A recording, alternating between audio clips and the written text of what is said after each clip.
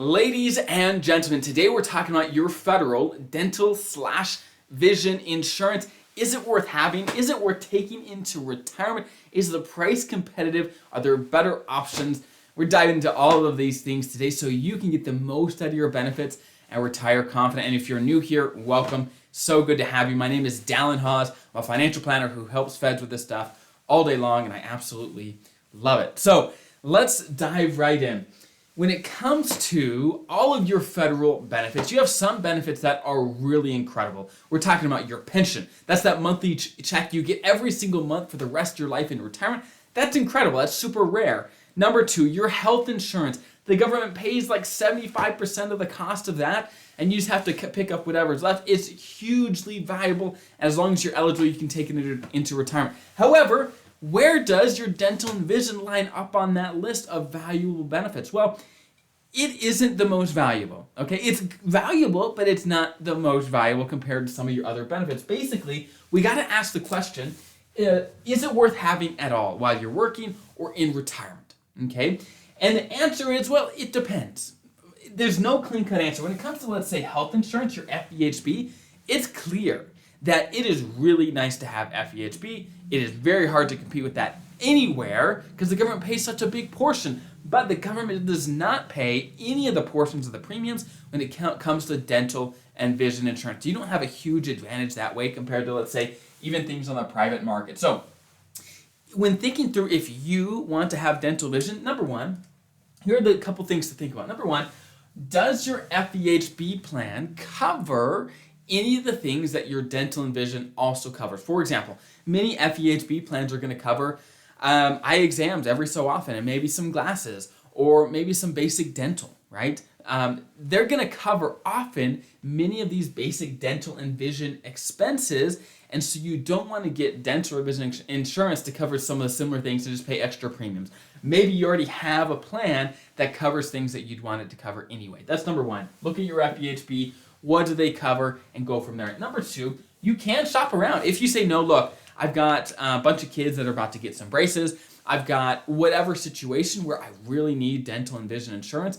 I really want that to cover me. Look around. Are there some policies on the private side that are more competitive? It depends. I've seen both. I've seen where the federal policies for some people have been the best policies for them, best price and everything. I've seen where private policies have won out. You just want to look around just to make sure before you get a big policy or commit to something. Looking around can be super, super helpful. Now, the one advantage, of course, that your federal insurance does have, it's convenient, right? It's convenient.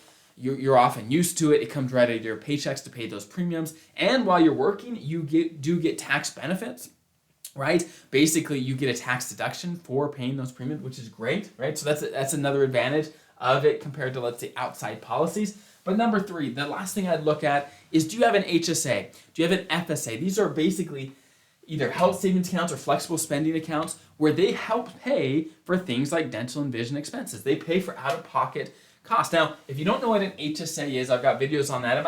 I'll link this below. An article that talks about HSA versus FSA, which one makes sense for you, but most people really are going to want to use these because it helps you save taxes and pay for medical expenses that you'd pay for anyway. I would definitely look into those. And many people cover their dental and vision expenses straight out of those, and they never have to get a dental and vision policy because of that, okay? So those are all the things I'd look at first before you even think about either, let's say, keeping your policy or getting a dental and vision policy, okay?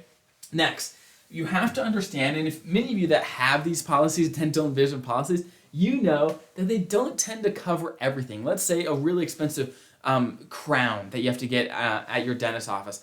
Is your dental policy going to cover that entire crown? Probably not. They're going to cover a portion of it, but most plans don't cover the entire expense of these big expenses. So you have to understand, what do they cover? Is it actually worth having? Are you having it just in case?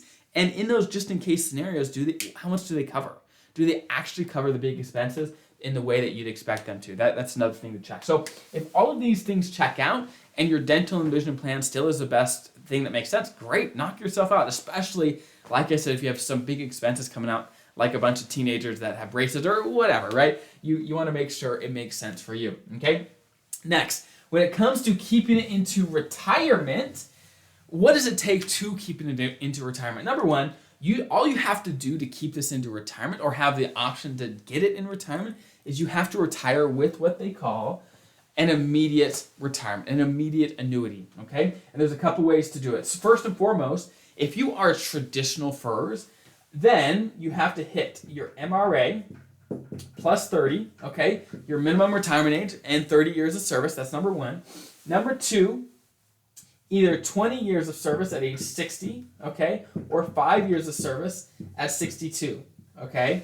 Again, minimum retirement age with 30 years, or 20 years at age 60, or 5 years at 62. If you hit any of those when you retire, boom, that is an immediate retirement. You're good to go. If you have a MRA plus 10 retirement or postponed retirement, you can also do it. But if you have a deferred retirement, you cannot keep your dental and vision into retirement. That's the one where you're not allowed to. Now, if you don't know what any of these types of retirement are, I've got tons of videos and articles on that back at hawsfederaladvisors.com. You can track all this down to figure out when you are eligible for a full-blown retirement with here. Now, if you're a special provisions employee, you know the rules are a little different for you. You can retire earlier, right? You are at age 50. All you need is 20 years of service, okay?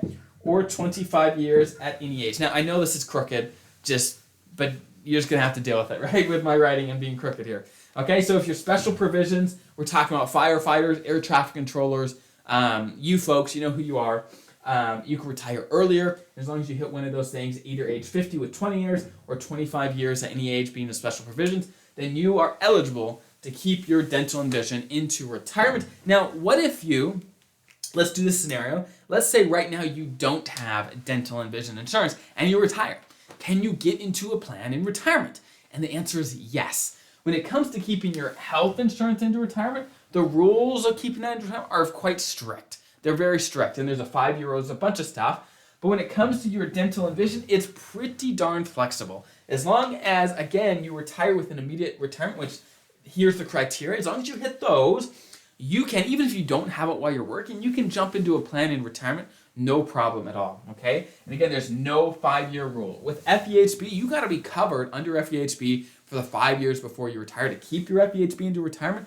That is not the case with your dental and vision. That rule does not exist, okay? There's no 5-year rule. All you have to do is retire with an immediate retirement, which again is these rules, okay? With these rules. Now, there's one difference that we want to talk about. When you do retire, the one difference to your dental and vision plan that happens automatically is you no longer get what they call premium conversion. And all that is a fancy way of saying you don't get the tax benefits, you don't get a deduction for those premiums anymore, okay? While you're working, let's say your salary is $100,000, okay? If your salary is $100,000 and you pay, let's say, $1,000 a year in premiums for dental and vision. I know that's a lot, but let's say it's $1,000, okay? And you make $100,000 and you pay $1,000 a year in dental and vision and insurance premiums. Then those premiums are deductible, meaning they're going to tax you as if you only made $99,000 instead of that full $100,000. They're going to tax you as if you only made $99,000. Okay, it's deductible. When you retire, it's no longer deductible. Okay, no longer deductible. So the cost, the premiums, you're going to have access to the same premiums that active federal employees have. You get the same price. However, you got to pay that price with after-tax dollars instead of pre-tax dollars like the active federal employees are able to. So basically, it does end up costing you a little extra after tax, but it still may be worth it if, you go through all these things, and it still makes sense for you. Great. It can be a great benefit. There's some great plans out there depending on your needs, but I would think through this for all these other options before you just pay for something that you don't know exactly what it's going to do for you. So I hope that's helpful. Again, there's a link below to submit questions, and we take those questions, we look at those questions, and we base all our future videos off of those. So if you want to have some input on what our future videos are all about, definitely check those out. Have a great rest of your day. We'll see you guys next time.